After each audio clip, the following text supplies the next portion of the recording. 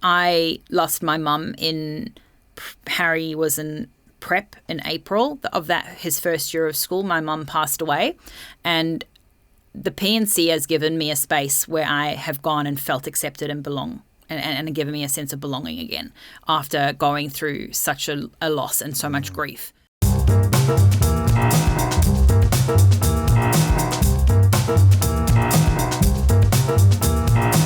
Welcome to the Legacy Collective podcast. My name's Brendan and I'm from School Fun Run. Today I'm talking to Janelle. Janelle spent 3 years on her school's PNC, 2 of them as the PNC president. In this chat, we talk about things she's learnt over that time that could help you if you're in a PNC, and she also expresses reasons why people should join their PNC. So if you're thinking about joining your schools, this could be a great chat for you. So I've got 2 kids, Harry and Indy. Harry's in year 4, he's 8, and Indy is 5. She's just started in prep. I don't know, where do you start with being a mum? It's all encompassing. It's everything. I do find it really hard because I don't have family here. So not having that village around you that most people have, although these days people are so far spread anyway, that it is becoming more normal to not have family nearby. But yeah, I can't say that it was something that I took to easily. I really struggled finding myself again within motherhood. It becomes so overarching across your whole life that moms in particular, tend to lose their own identity within that. So it took me quite a long time to kind of find myself again, especially after having my first child. But I mean, they're everything. So I mean, that's why I'm here today, because that's what I'm doing. Do you think that's a common thing? Like what you were talking about, having a child, and then do you think most people retrospectively think, oh, who am I now? Like, am I defined as a mother, or am I still Janelle, or am I a bit of both? Do you think most people look at that retrospectively, or before they have the children or child, do they think proactively that this is going to be a big change? They may think about it, but honestly, until you've had a kid and you've experienced it, you just don't know how it's going to impact you. So you could plan all these things or think about everything under the sun, but then once that baby is in your arms and you're solely responsible for them, it's so different to anything that you could imagine. You may try and do it ahead of time, but I think a lot of it is retrospectively, and you're no longer just Janelle or just a mum. You're a combination of all of those plus all of the other roles that you play in life, whether it's wife, business partner, whatever it might be. Mm-hmm. It's then finding what that place is, how mums gets added into that without losing all of the other parts of you, which can be really difficult to do at the beginning. I think especially when they're very little, the newborns, and you're stuck in that 4th trimester, as they call it, it's really easy to get lost in that and to feel like you have lost the other parts of yourself. Mm-hmm. And unfortunately, I don't think it's something that a lot of parents talk enough about. Mm-hmm. And it's that sort of thing that leads to a lot of postnatal anxiety and depression, which I did suffer with my first. And it took me a long time and a lot of help, and people who reached out to me and say, you look like you're struggling, how can I help you, to be able to lift myself out of that. And a large part of what got me there was going back to things that I used to love doing pre-having kids and realizing that I can still do those things, that as much as my world revolves around my children, mm-hmm. they're not absolutely everything in my life. Sure. And that those things can still coexist together. And it's kind of then finding out how that can fit into your new role as a mum, because those little beings are not going to suddenly not be dependent on you because you want to go and spend an hour at the gym or something. So it's then figuring out how do they then all coexist together, and that kind of then becomes your new identity. So it's not so much about kind of getting back to the old Janelle or the old person that you were before kids. It's finding out how to step into that new role with those pieces of yourself that you want to take forward still with you. And just unpacking that a little bit more for maybe there's new mums listening now,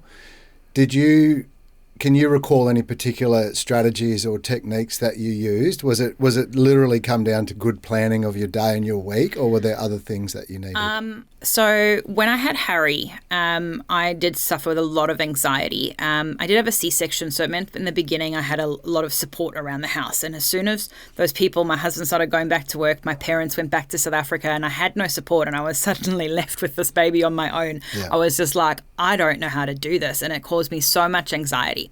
So I did start seeing a psychiatrist, and there were two things that really stuck with me. One was getting out of the house every day. My son started swimming lessons. He was probably about 6 weeks old. Yeah, he was not swimming, but that was more for me than for him. For mum, I could get out of the house and actually be around other people. Yeah. But then the other one was that you'd get so stuck in your own head and, thinking that everything is just so hard. So what the psychiatrist had me do was actually just create a calendar. And on that, if we'd had a bad night's sleep, mark it off as a bad day, the next morning.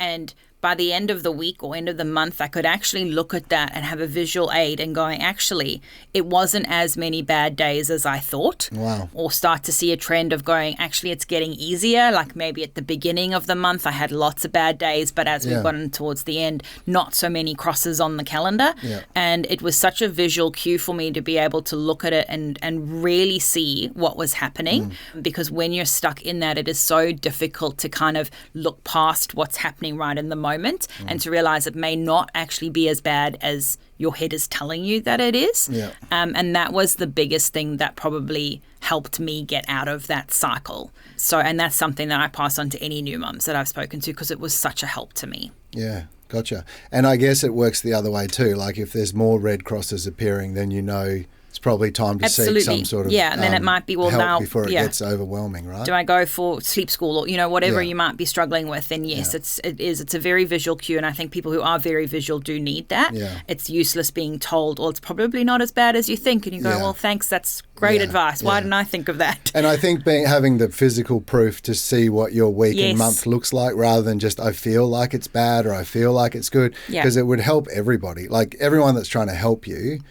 understand what it actually feels like for you by looking at it on a calendar. I think that's really great advice. And I think every mum is, the experience is different, but for a lot, we, especially with our first kids, we second guess ourselves with absolutely everything.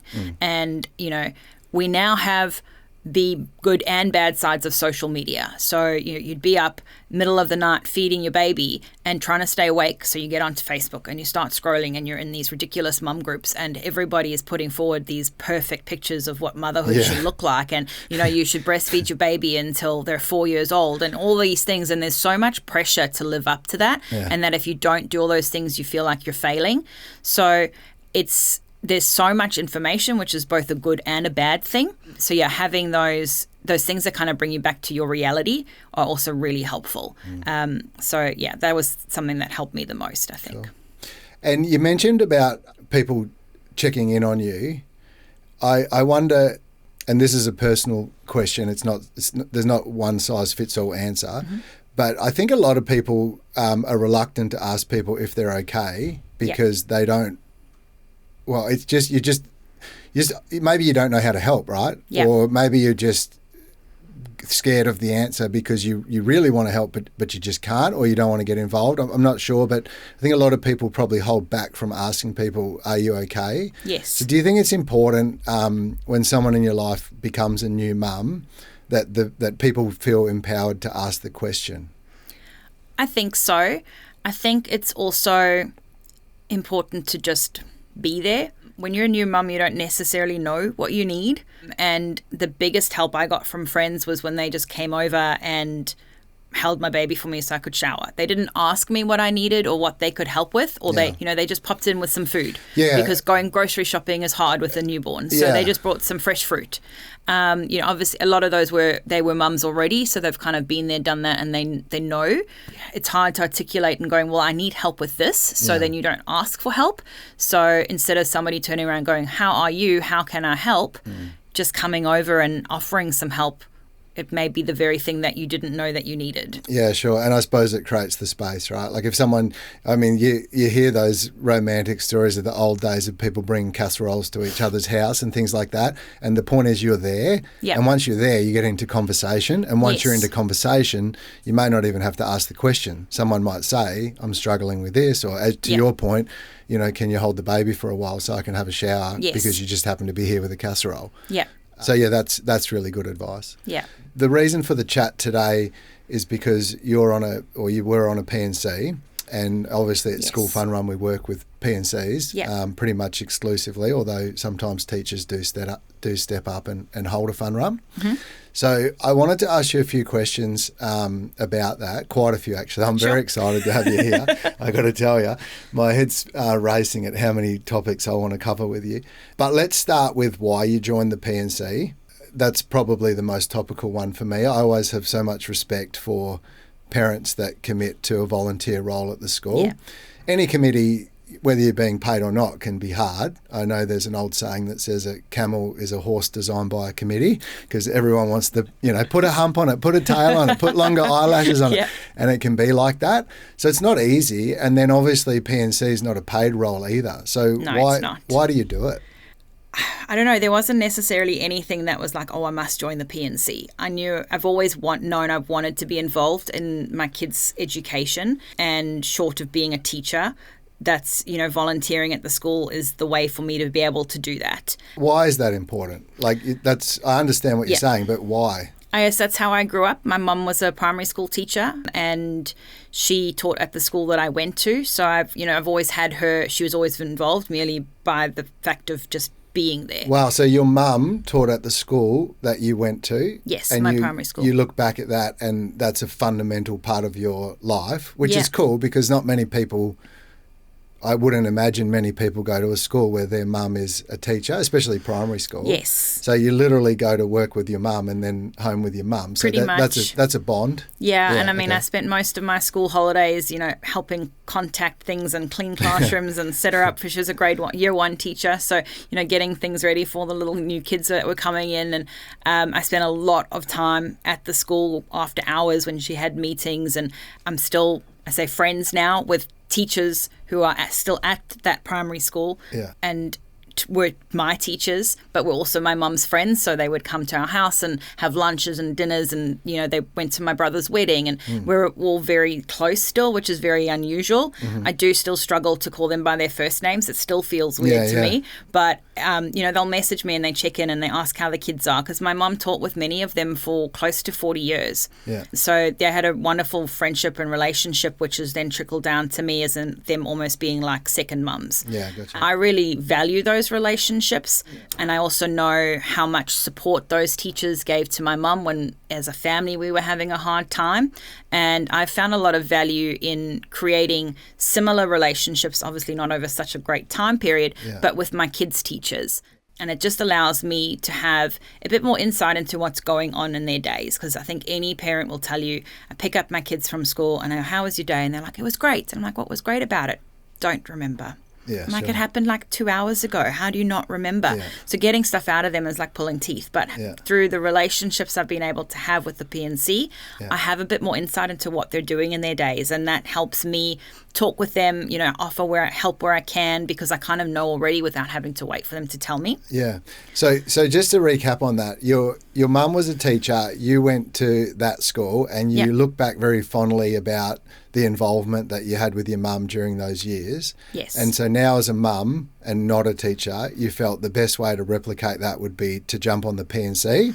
Yeah, so, I joined the P&C when my son was in year one. But I've volunteered in all different ways within the school.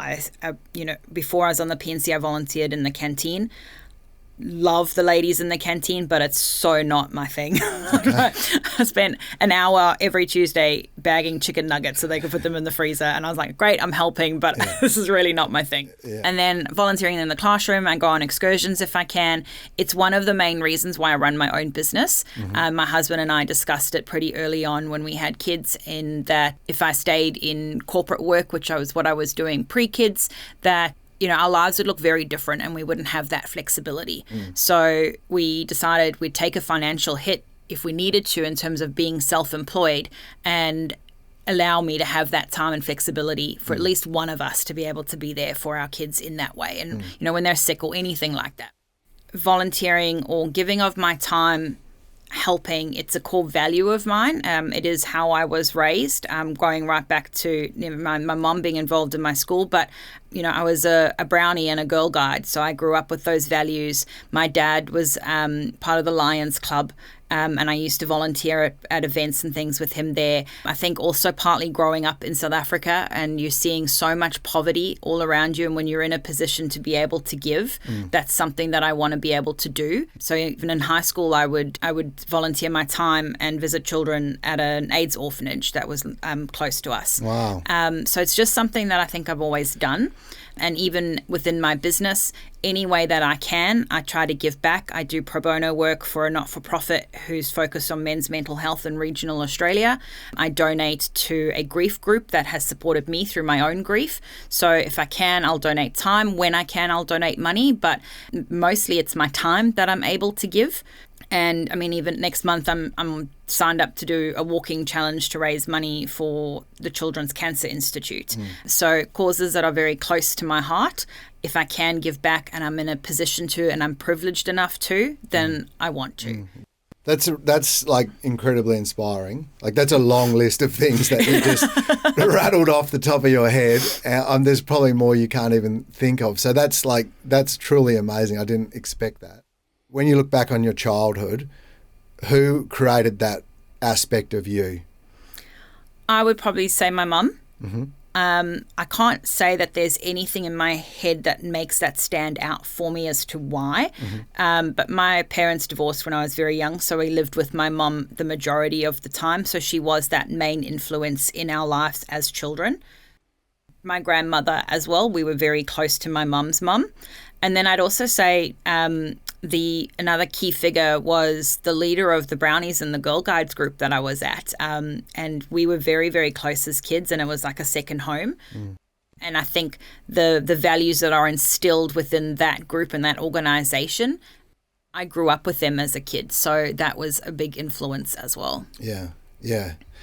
I love those stories because in the podcast at Legacy Collective, I've asked that question to every guest. Yeah.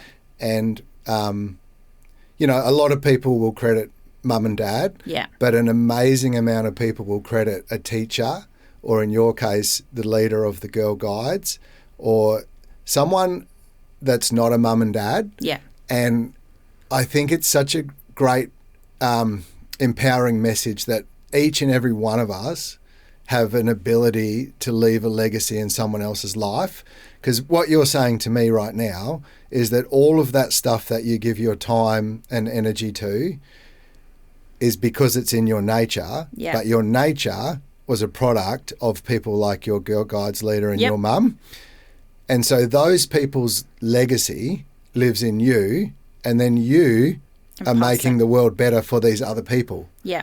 And that's the whole point of the Legacy Collective podcast, is to try to understand like how we help each other get through life like that. Yeah. And it's really nice to hear you so eloquently like stitch all that together, because you are a force and you're doing so many great things, and it all stems back to those lessons that you learnt early, and now you're just an unstoppable force on doing all those great things. Jumping back to PNC life, because I think a lot of our listeners will be really interested in that. How long were you on the PNC, and how long before you became president? So I've done 3 years on the PNC in total, 2 of those as president. So I went from general member into the president role within the year, because our the committee for that year, there were only 2 executive team members, and they were both burnt out after the year and decided to step down. I joke, I made the mistake of organising our colour run that year because they weren't available, and showed people that I could organise an event. And so then everyone asked me to then step in, because otherwise our PNC was going to go into caretaker mode. So a friend of mine, Kelly, and we chatted, and we thought together we could work really well. And so Kelly nominated herself for vice president, and I nominated for the president, so that we could keep our PNC alive. If you decide to take on a PNC role, nothing else in your life is going to magically fall away and make room for it. You have to make the room for it. But if it's a core value of yours and it's something that's important enough to you, whether that's because, like me, it's part of my values as a person, or whether it's because you're driven because you want to offer those things for your children, whatever your why is, that needs to stick with you, because that is the reason why you will then make the time to do the role. Obviously, in an ideal world, there is more people doing it, so the expectation on each individual is less. So then it's not so overwhelming and you don't need to make as much time. What would you say is the personal benefit you get from being on the P&C? The main thing that I like is seeing the joy on my kid's face. I would say my son, because unfortunately with my daughter's only just starting school, so she's had all of the hard stuff of mum being on the P&C, but none of the good stuff because she hasn't come to a disco or a fun run or anything like that yet. But my son's face when he sees me at school, whether it's been at a disco and I go up on stage to greet everyone and he likes to give me a little bit of a wave, or he comes running out if I'm walking around school sticking up posters or something, he sees me, he comes running out to give me a hug. So giving him that joy and seeing that joy on his face has been everything for me. The other big thing that has been a massive benefit for me is the relationships that I've been able to form with the staff. So just by virtue of being on the school grounds a lot, I joke that I should just move in, but I'm there a lot. So I just chat to people, virtue of also being self-employed. I don't have a team, so when I go to school, I get to have a chat with other adults. So I make the most of that. Most of it, yeah. So we're just having chats. There's no favoritism being shown because I'm the president. It's just by virtue of being there more, and I pick stuff up and I have conversations with people, and that's led to some really good relationships, which in turn have been able to help me get extra support for my son when he's been struggling. Last year was a particularly hard year for him. So we needed some extra support, and I felt comfortable enough being able to go to the school and ask for that support because I have those relationships in place. So that's been the two biggest benefits for me. Yeah, I can relate. I know when I go to school fun runs and I see the kids running around and they're just literally having the best day of the year. And I'm not doing what you're doing. There's a sense of we helped make this happen, but we didn't make it happen. The P&C made it happen, and I still get a sense of enjoyment that. And these are kids I don't even know, right? I don't know any of these kids, but I know that I'm part of giving them this experience. Yes. If they were like my kids and my friends' kids and my community, the sense of achievement would be fantastic. Yeah. And I do love that part of it. And, as much as I talk about the joy for my own kid, it's the other kids as well. And by virtue of me wanting to do it for my own kid, I get to do it for all of the kids. Yeah. And, I think back on the colour run we did last year, and every Friday in the lead up to it, I was going to school with my little Kmart beach wagon and a bucket full of slime, going down to the field to slime teachers, when all the preppies would come running out and see me and they'd go, "It's the slime lady." Just what you want to be known as. But, they know that I was bringing that fun for them. Happiness, and I would see kids out at school and you can see their little, out of the school environment, and you see their little faces going, "Oh, I know her from somewhere. Where's that from?" And then when you see that penny drop and they get their biggest smile on their faces when they realise who I am, because they know that I've been the one bringing joy. All of that joy for them. And I've absolutely loved that. And it's one of the reasons why it made it so difficult for me to decide to step down. Yeah, I get it, because it gets back to the legacy thing we talked about, right? You are changing the lives, in your case, 900 kids. Someone else's case, 400 kids. It's not just your kid. You put that out there. We hear stories all the time at School Fun Run about, one comes to mind, a lady emailed me a couple of years ago, and she'd just gone through a divorce with her husband, and they'd had to move house, which meant they moved areas, which meant they moved school. Yeah. So her daughter started a new primary school in the middle of the year, and she wasn't academically gifted and she wasn't athletically gifted, and she was struggling to fit into her clique at school, right? So mum was picking her up. She had no friends in the kiss and go area. She's crying. She gets in the car. She'd say every day to her mum, "I want to go back to the old school." Mum's dealing with a divorce. Mum's dealing with having to move house. And now mum's dealing with a child that's anxious and wants to go back to her old school, which is not possible. Yeah. So she has a lot of issues happening, and none of them are going to be solved effectively quickly. Yeah. And the school had a fun run, and the little girl raised more money than anyone else at the school. She got called up at assembly. She got given her medal, certificate, all that kind of stuff. And then the day came for the mum to pick her up, and she's standing there giggling with a group of girls, and she'd found her spot at the school. So the mum emailed me just out of the blue and just said, like, thank you to School Fun Run because the experience that you've given my family has literally changed our lives, right? Yeah. Now, someone on the P&C who was not that little girl's mum chose to hold a school fun run to raise money for the school. Had no idea that they were going to change that little girl's life. And I'm not trying to be dramatic and say her whole life, but for that part of her life. In their little worlds. Yeah. So there's a situation where someone volunteered on a committee, decided to do something for their community and change the life of someone that they didn't even know they were going to change. Yeah. And those are the stories that mean the most to me at School Fun Run. But that's the power of a P&C. Yeah. Like, you're not just looking after your kids, you're looking after everyone's kid. What tips could you give to people listening that are on the P&C to make their lives easier? I would definitely say don't be afraid of technology. We have very much digitized our whole P&C and it made the job a lot easier. What types of things did you digitize? Everything.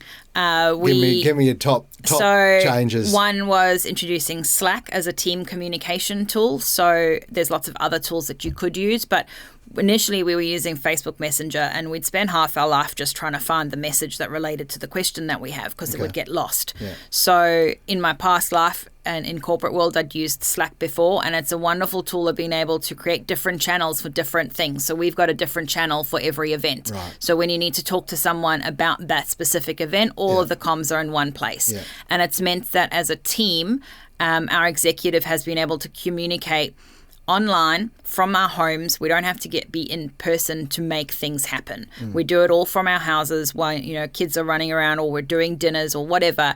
There's no expectation that you have to be there at a certain time. You pop your message in with a question or information, and when the next person has time, they jump on and they can see it. The same thing with all of our documentation we keep in the Google Drive. As soon as one person makes an update, the whole team can see it.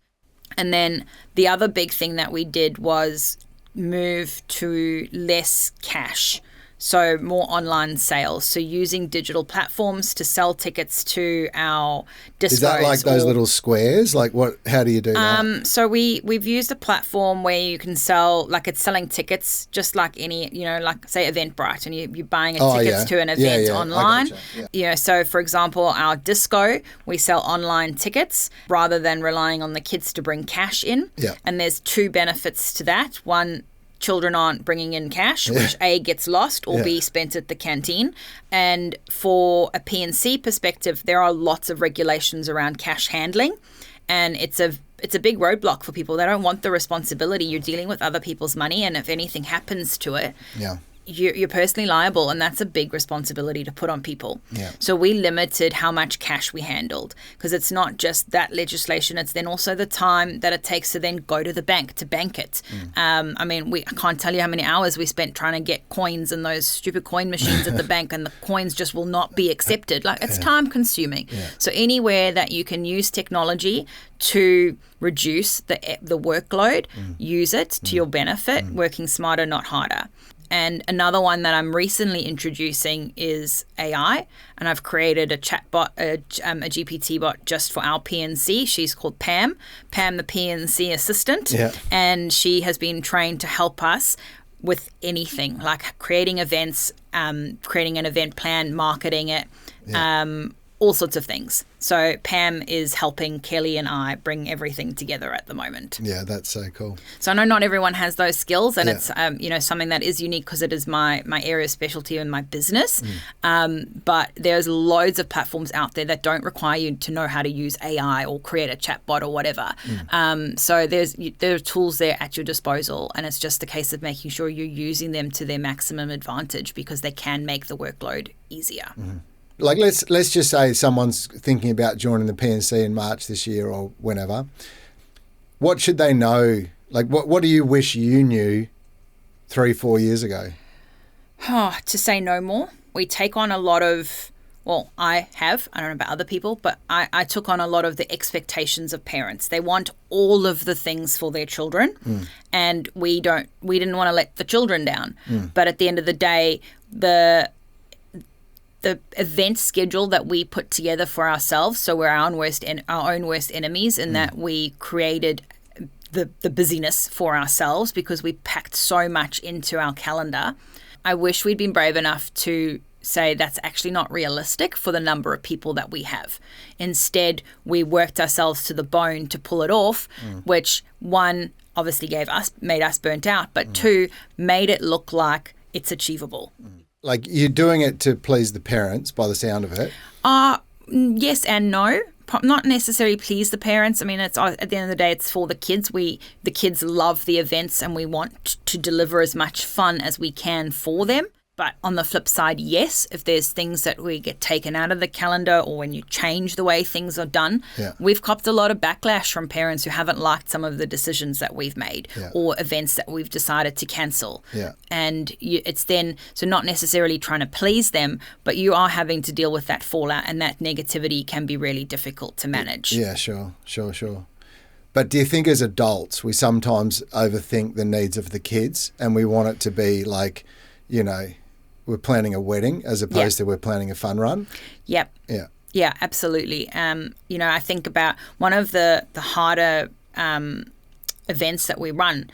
They're relatively simple to organise, but are actually really difficult to do in reality, and that's our Mother's Day and Father's Day stalls. And everyone goes, but the kids love it. They love coming up to go, you know, buy something from the stall, and mum and dad don't have to take them to the shops and they get to choose something for their parents. And yes, I'm sure they do love it. Our reality though is, while it may be easy to organise, it's really difficult to find the number of volunteers that we need to run it on the day. And it is nearly a week's worth of days with a school of our size. It needs to run over 3 or 4 days. So that's nearly a week's worth of time. So if the format of delivering that event doesn't match our reality, yes, the kids might be a little bit sad if we change the format. But once they've done it, you know, they're not going to think back, oh, but last year was so much better. They're going to have fun with what you're offering in the first place. And then the next year it becomes, well, it's even easier now because they're used to it from the year before.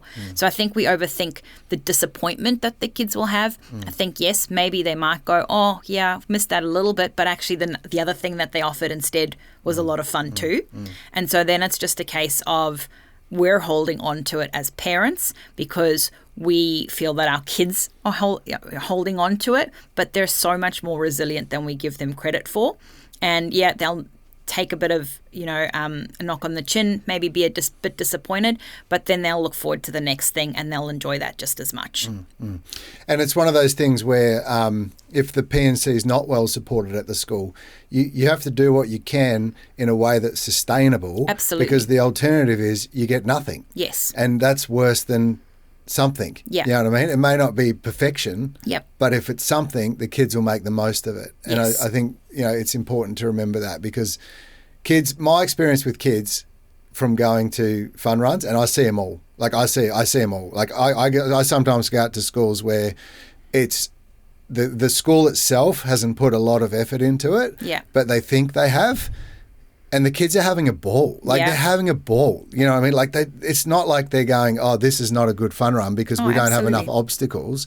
They're having a ball. And then I'll go to another school where it's like a Disney event. And yeah, sure, those kids are having fun too, but they're not having like 3 times as much fun or 2 times as much fun.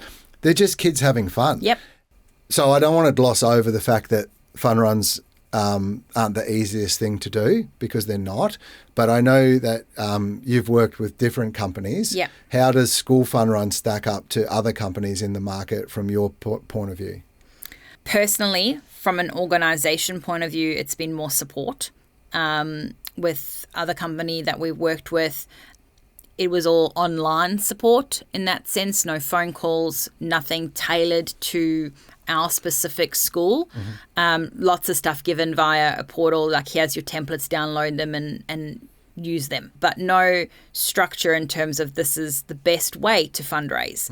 I work in digital marketing, but I'm not a fundraiser and I'm not an event organizer. So that's a completely new world to me. Yeah, I can use the tools that can help me do it, but that's the strategy side of things.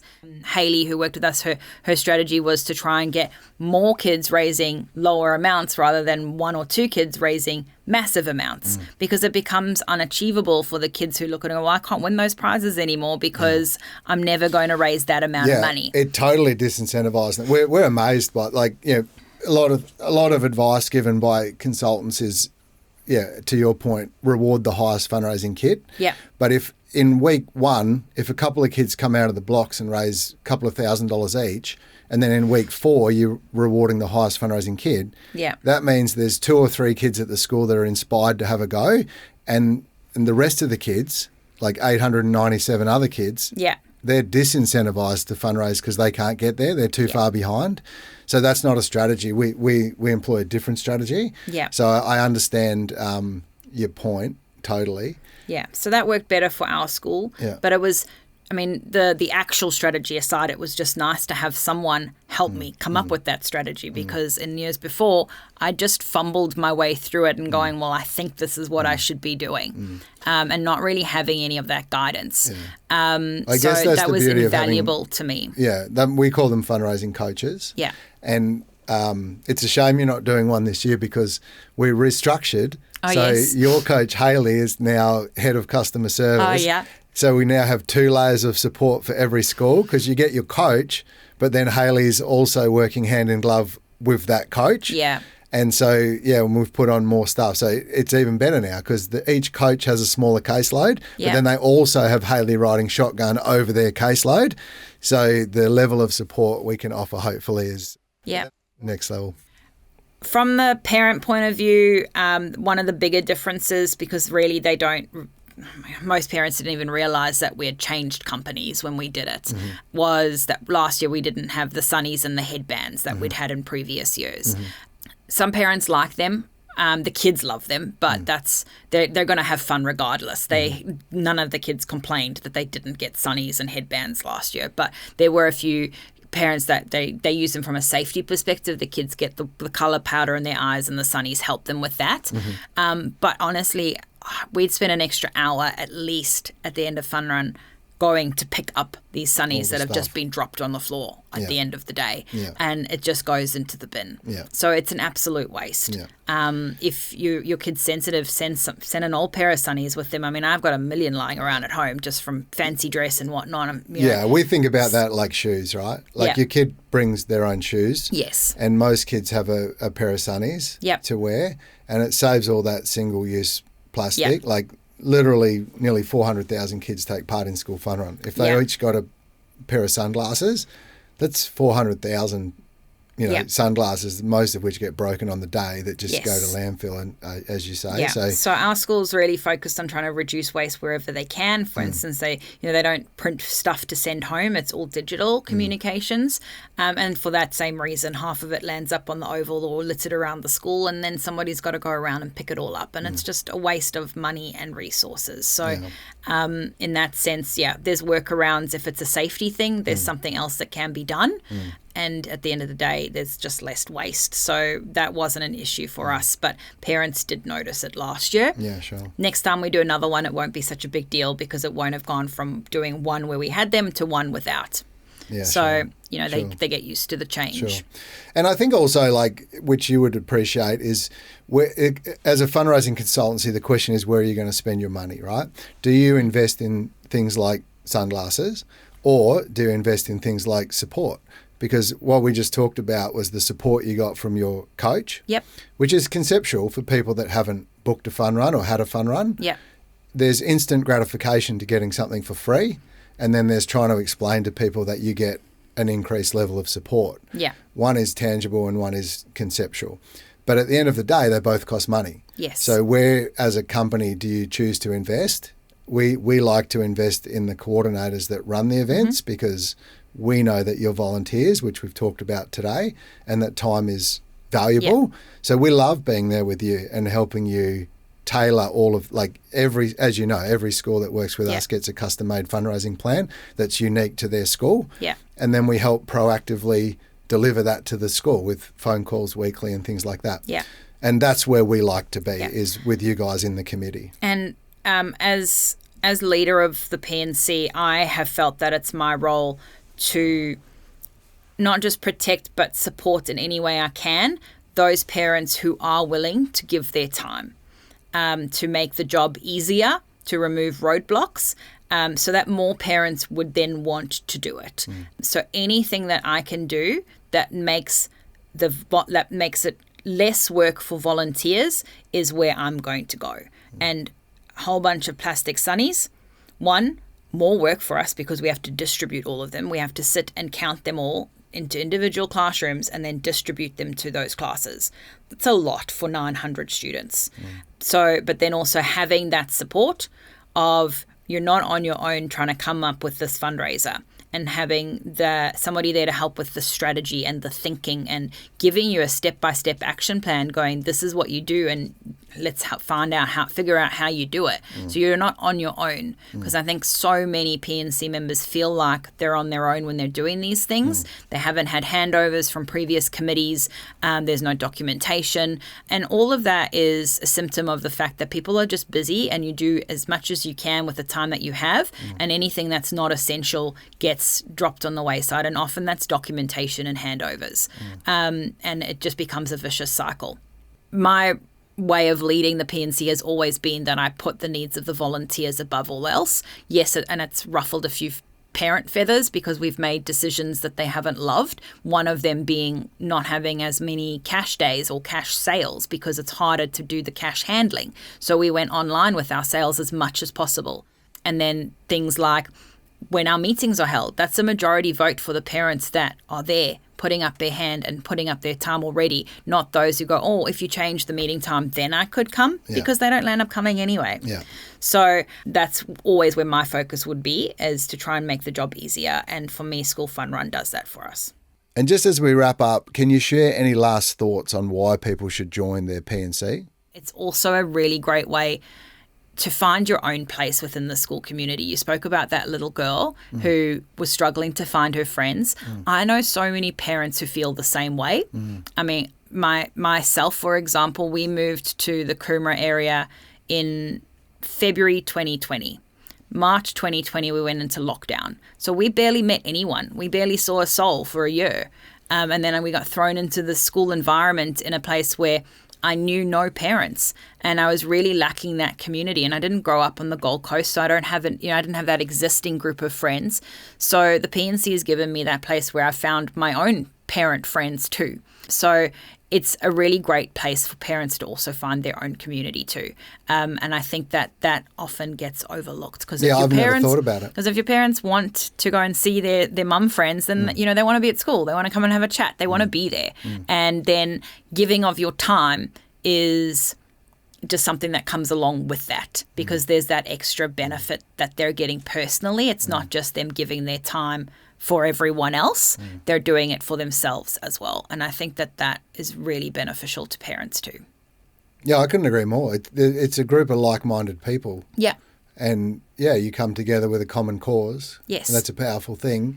I've never really thought about it like that, but I really like that. Like the whole parents and friends has a whole new term now for me. It's like parents are friends, and we do this thing on the committee. I guess one question for you before we wrap it up would be the definition of a PNC. Like we use that term, right? Oh, I'm on the PNC. But what is, like, to you, what is a PNC? Yeah. Something that I've thought about a lot actually recently, because in the position that I've been in, it's felt very much that the PNC is just Kelly and I, which is not the case at all. It's a group of parents. So to me, regardless of whether parents have officially become a member of the PNC or not, they're part of it anyway. The parent is quite literally in the name. It is our group. And your level of involvement determines what you get out of it. Those that aren't involved at all are getting nothing out of it, where they could be. They could be getting that community if that's what they're craving. It's there for them to use in that sense and to get those benefits out of it. On the flip side, so parent involvement and owning that as a whole group of parents, like you said, we've probably got 600 families. That whole group of parents is responsible for our PNC, and that is responsible for it thriving as well as whether it survives or not. But for me, it's also a privilege. It's not just a responsibility. To me, it's a privilege to be able to be involved in your kids' schooling, to be able to see what goes on behind the scenes and to know the impact that it has on them, beyond just what they come home and tell you. The PNC gives you the opportunities to do all of those things. And if there's an avenue that you can reach out to that's existing that can give you that, then use it. It's there for the whole parent body to make a community out of, not just the core or a few people who put up their hands to lead it. So that's my biggest takeaway for parents, is to be involved because it's there for them as well as the students.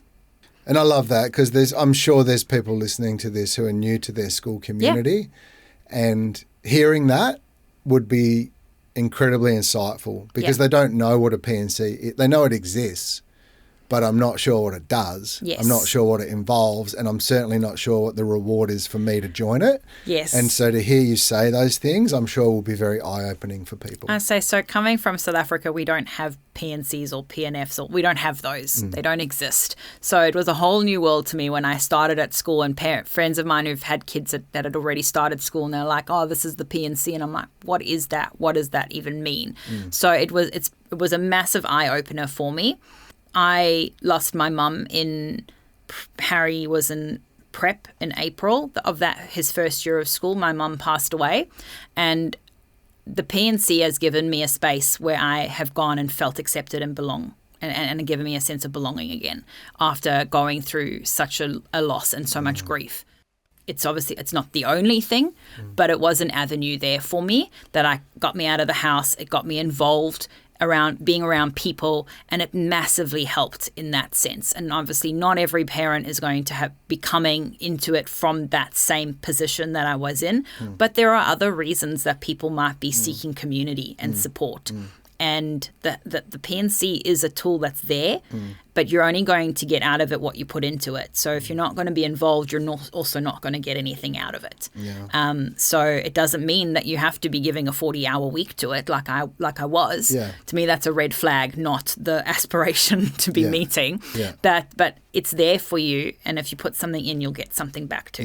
Yeah. I've always said that like primary school is the heart of local community, and I guess the PNC is the heart of that heart. Like that is like, if you want to be part of your local community and your kids go to the local primary school, joining the PNC is about as community focused as you could possibly get. Absolutely. And I mean, we've met local business owners because we've reached out to them to be stockers for our stalls. So we've gotten to know people who run small businesses in the area. We've gotten to know people who run the bigger businesses in the area, because we reach out and we form those relationships, and you really do start to get a sense of belonging within the wider community, not just you've got 600 families in a suburb. That's like a lot of the suburb, right? Yes. Like you really are the middle of everything. Yeah.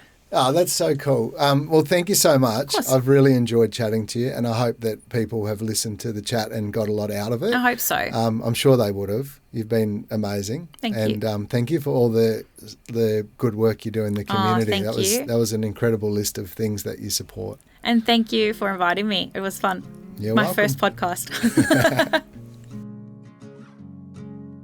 Thanks for listening to today's episode of the Legacy Collective podcast. Copyright by School Fun Run. Today's episode was brought to you by Funzy. You can find out more at funzy.com.au.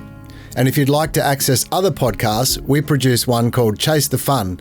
It's narrated by Chase the Cheetah, and it's made specifically for kids in primary school to help them develop characters to become the best human beings they can be. See you in the next episode.